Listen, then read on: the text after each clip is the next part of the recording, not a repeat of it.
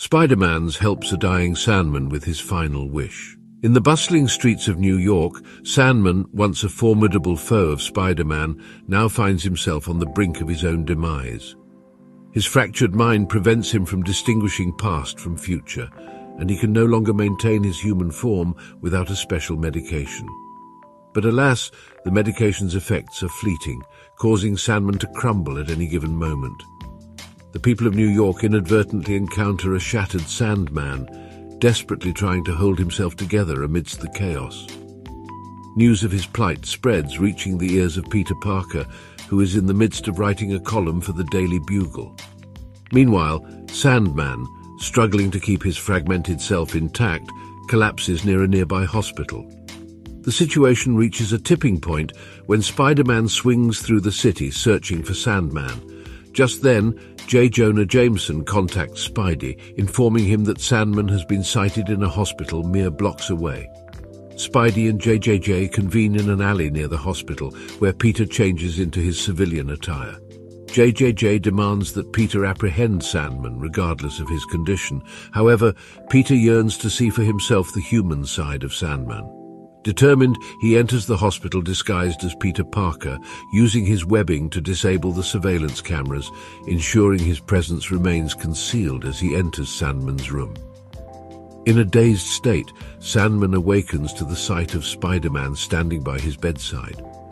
Spidey reassures him that he doesn't seek confrontation, but rather desires to understand SandMan's predicament. SandMan begins to share his recent torment, describing how he wakes up as a pile of sand and takes arduous minutes to reform himself. He sought medical assistance from doctors, even resorting to consulting villainous ones, yet none could provide an answer to his condition. The only certainty they all agreed upon was that SandMan's life was swiftly fading away. Hearing SandMan's tragic story, Spidey's mind races, considering options involving scientific luminaries like Tony Stark or Hank McCoy. But SandMan realizes the futility of such endeavors and expresses his acceptance of his imminent demise. However, Spidey glimpses officers approaching the room to arrest SandMan.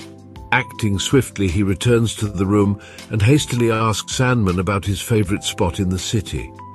Later, the two arrive at a beach, and SandMan expresses his gratitude to Spidey for bringing him there.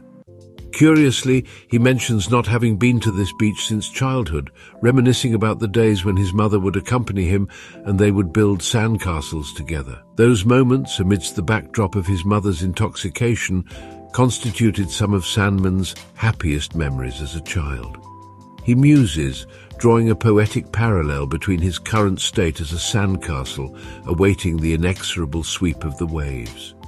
SandMan then asks Spider-Man if he collected spiders as a child, pondering if that is the reason behind his arachnid-inspired costume. Spidey admits otherwise, revealing that he collected wedges as a child instead. The two sit in silence, a poignant bond forged in the face of mortality. Moments pass and Spidey contemplates unmasking himself, feeling that SandMan shouldn't see a mask before his final breath. Yet SandMan disagrees, affirming that Spider-Man has always been the hero in his eyes, and there is no need to alter that perception now. He even humorously jests that it would be quite the disappointment if Spidey turned out handsome-looking.